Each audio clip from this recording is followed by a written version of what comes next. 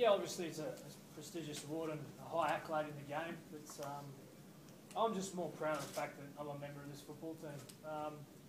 There's a lot of sub-stories, a lot of underwhelming things you can write about, but to be a member of this club, play football with true friends and get the result today, it's an honour. I'm very proud to sit here today, and I've got a very big smile on my face. The cap's a pretty good season for you, doesn't it? Pardon? The cap's a pretty good season for you. Yeah, obviously, a few things have occurred that I've been happy with, but look, once you achieve one thing, you sort of move on to the next, and I learnt that from Craig. You sort of base your game on about your skills and improving your skills, not about the results and the outcomes. So, as I said, it's been a good year, but I'm just going to enjoy it for what it is. We just won an NRL premiership in 2012, and it's a great honour. Craig, what do you say about this guy? What do you say about this guy? Again, he controlled the game great tonight. He has had a wonderful season, but like all of our players, he gets what he deserves. He works. There's no one that works harder in our club than Cooper Cronk.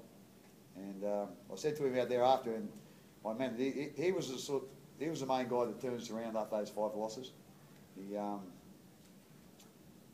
probably shouldn't say this, but he was a little bit part of our 5 losses, but he just turned it. Well, he was. I said that to him, but he turned around and he had a bit of a shot at me, just a one-on-one, and he was right. And so he was the main guy that turned us around. And like I say, from then he's just come on, leaps and bounds, with his form. And like I say, he controlled that game tremendous tonight. His kicking game that first half was, as good as kicking game I've seen in the grand final. And like I say, I'm just so lucky to coach the players that I coach. And like I say, I'm just so proud of them tonight. I don't think I've ever been more proud of a Storm team than I am, this time. Craig, did you see anything in the guys that were playing in the first grand final, any nerves or anything? Because, as I said to Cam, it just seems so relaxing. Oh, yeah. Yeah, you're right, Russ. They're reasonably relaxed, but I think that was obviously help from the guys who've been there before, a little bit of help from myself. But at the end of the day, we all get nervous, and I'm still getting nervous. But there was some there that were nervous, but I'm sure the advice they got from these guys, and just again, at the end of the day, it's just they've just got to concern themselves with what they've got to do out there, and sometimes that's hard to take the emotion out of that. But you need to use the emotion to drive those actions. And that's all we were on about all week. We knew it was going to be emotional, and but again, instead of just using the emotion, we use the emotion, to fuel our actions. And all those young blokes in the world, our wingers and centres, they defended, tremendously all night. And as I said, when you see guys like Jamin Lowe and Brian Norrie, win their first premiership, and it was a pretty special night for me, for Seeker as well.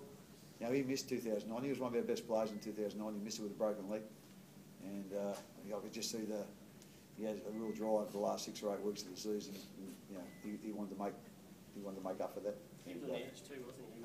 He was on the edge a few weeks ago during the losses. He wasn't. He was one of those ones that could have gone the other way. Probably was, but like I say, made that point to him. He missed 2009. This is a chance to make up for it. And, he did. And like I say, right across the board. Like I say, even in my wildest dreams, I don't think I could have dreamt that we could defend as well as we did in that second half. And like I say, I'm really proud of them, and happy to be their coach. Craig, you're taking home the NRL premiership to Melbourne.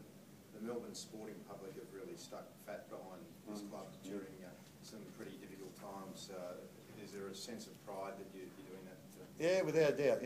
Obviously, during 2010, one of the things that kept driving the players, in the club was, the support that we had. They got out in their numbers, and since then they've kept supporting us, and they're tremendous supporters. Obviously we haven't got as many as other clubs because of we're in AFL territory, but they are passionate, they are loyal, and they keep turning up. And even through those 5 weeks we had, it wasn't so good. They kept turning up, and kept supporting us, and they really helped drive us on. And like I say, a big part of what we did tonight was for them. Is this the moment that drove you on through that 2010, Craig? Getting back to this stage? No, just week in, week out was the thing that drove me. And as I said, I've said before, again, I can't think too far ahead. I haven't got much of a memory, to think too far behind. And so I just stick to what I need to do this week. And, but, I'll say it again, I've said it before, these guys are the ones that have got us to where we are. They're the ones that have believed in the club, and they're the ones that have just worked so hard, to get us back to where we are now, or to where we are tonight, And as I said earlier, I couldn't be more proud of a footy team than I am at the moment. There was several things happened so quickly after, it's only 2 years ago. Can you believe that you won a comp in that time frame? Yeah, I believe it now.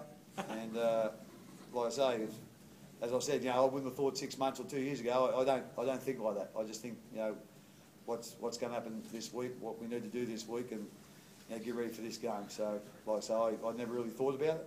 And but when you do think about it now, it's been one hell of an effort. And as I said, it's been driven by the players. And as I said, I could be more proud of this group than I am tonight. There were several big players. So it must be part of the game. So again, mate? Their forwards are so strong, Yeah. it must be part of the game. You shut them down pretty well. Yeah, well, I think it helped early when we had as much ball as we did, and they didn't have as much ball. So, they probably tired those big guys out a little bit because of how much tackling they had to do. But, when you're sitting, as I said, like the Norries and the Hinchcliffes and the Lowrys, well, they're not big guys. And the way they throw themselves into their work, especially their defensive work, it's a real inspiration to all our team. And I know I'm saying the same thing, but I couldn't be any more proud of those guys than I am tonight. Last 2 questions, guys, Glenn. Sorry, how crucial was that Billy Slater playing the second half, punching the ball away from Josh Morris? Yeah, it was pretty crucial. If he scores there, it's she's a 4-point game, and anything could have happened. But that's what you expect those players to do. They just keep coming up with the big plays, and that might be why they call them the big 3. Last question, guys. Steve Ricketts, last press conference. He's finishing up. You're retiring soon. Well, there were several big plays, so I was going to ask, was the one in particular that was match defining? Was the one that you just mentioned to Glenn about Billy Slater batting it? I think that was one. I think the other one was probably Justin's try in half time. I think that really lifted us, and perhaps it might put a little bit of a dent in them.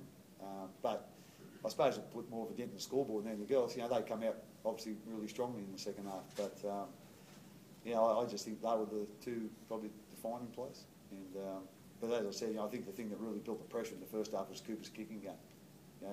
His kicks were spot on. And our chasers put a lot of pressure on too. But you don't get much out of a chase unless the kick's where it was. And so they are the 3 things to me that probably I'll remember from this game as the defining moments. But the thing I'll remember more than anything else is the look on James' face, and the look on Brian Norris' face, and the look on Seeker's and Sister's face. When that full-time bell went, or when I got down there. Invaluable, priceless. Thanks, Thanks, guys. guys. Thank you. Three cheers for Steve.